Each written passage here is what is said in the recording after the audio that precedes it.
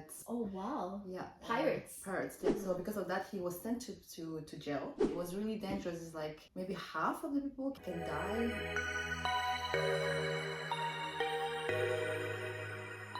I have a very special guest with me today. I have T Bin, who is my sister-in-law. Now, when I met T, she told me what her family went through, and I thought it was an incredible story that we would love to share with you. So T, thank you so much for being here today. Thank you for having me. So tell us about your family. Where did you guys come from? So we're from Vietnam. My family live in a village close to the beach.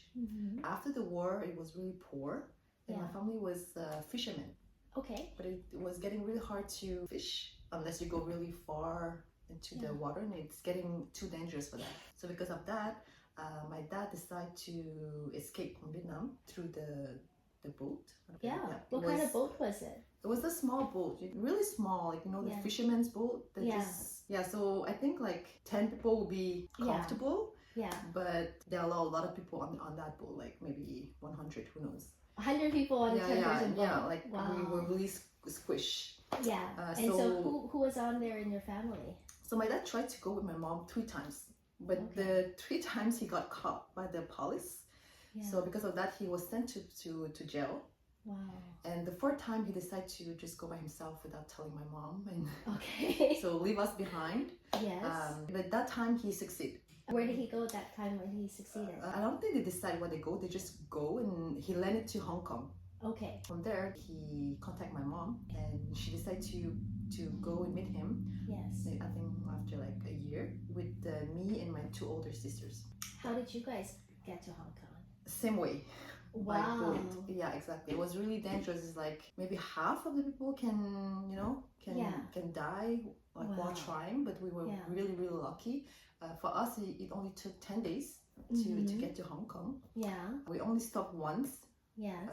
On the island, and there were pirates. Oh wow. Yeah. Pirates. Pirates, yeah, because they knew that a lot of Vietnamese people were doing that, so they just wait there.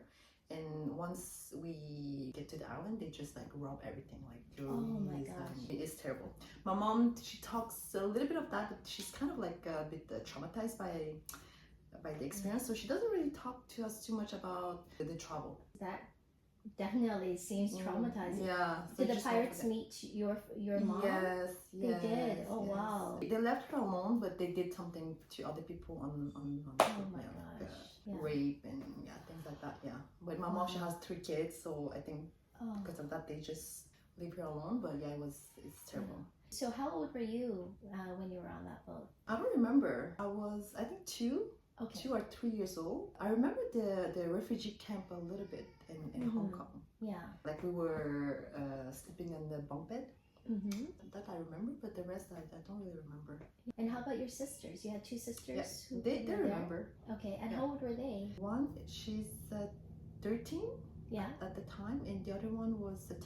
So then you guys went from Hong Kong, and you were in a refugee camp in Hong Kong. Exactly. Okay, and how long were you there for? Less than a year. Okay. We were really lucky because a lot of people still stuck there. Yes. Not all of the refugee got to go to Canada or the States, but I think the more you have younger kids, the higher chance to get sponsored. And, And so that was in the 80s, right? Late 80s. Late 80s. Yeah. I think there was a big humanitarian effort in Canada at that point to sponsor people from Vietnam. Oh yeah, right? probably. Yeah. Because it's after the war. They knew that the condition was really hard. And so how old were you when you came to Canada then? Around 3. Around 3. Yeah. And your sisters were just also little girls as well, yeah. Right? Okay, so what happened when you guys came to Canada? We got an apartment, a 1-room apartment from the government, so it's cheap. You pay less. Yes, government's subsidized housing. Exactly. Okay, so you still have to pay rent, you still have to pay but rent. It was a little bit less. Exactly. So my dad was working. I don't know what kind of work he was doing because the barrier language, it was French. So he has to learn French initially and English. And my mom was supposed to learn French and English too, but then she got pregnant. Okay. And she had to stay home with the kids. Yeah. So only my dad was working. Yes. So it was really hard, and we didn't have family, anyone to help us. You guys were a whole family of how many people at that time? My two oldest sisters, me, and my little brother. 6 people. 6 people. Yeah. In a one-bedroom. In a one-bedroom apartment. Yeah. Wow. But it's still better than Vietnam. So Yes. for them it was an upgrade. Even though looking back, it was like, wow, how did we, Yes. manage to make things work? Yeah. But then my sister, she came like not long after. So you had another sister come after. Yeah. We're 6 kids total. 6 kids. Yeah. Wow. What did your family do after that? They just do like little jobs, like strawberry picking, things like that. We were lucky enough to know someone who was doing a nail salon business. Yeah. So my sister, my oldest sister, and my mom, they went to Toronto actually to learn to do nails. Okay. After that, they opened a business, and things got a lot better. Yeah. For us, we like all grew up and we all speak French and English. So things got a lot better. That's amazing. So your family started your own business, family business. Yes. Did you hire other people as well? Yes, Did they hire other people? Initially, it's just a small business, like a family business. Like my sister and my mom and my dad, they're working together.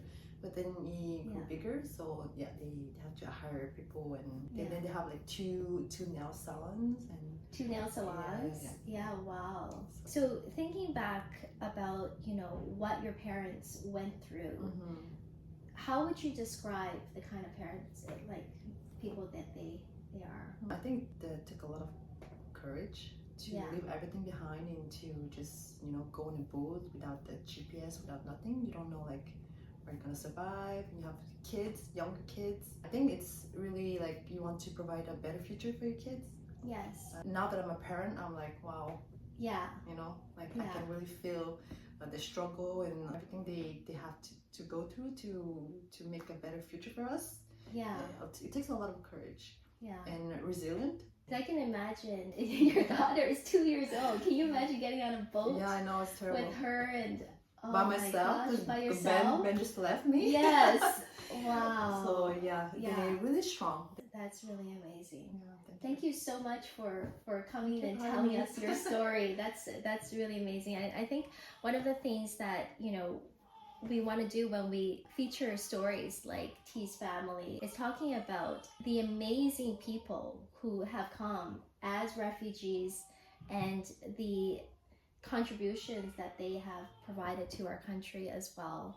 And I think this incredible story is one of the reasons that makes our country great. Thank you so much, T. Thank you.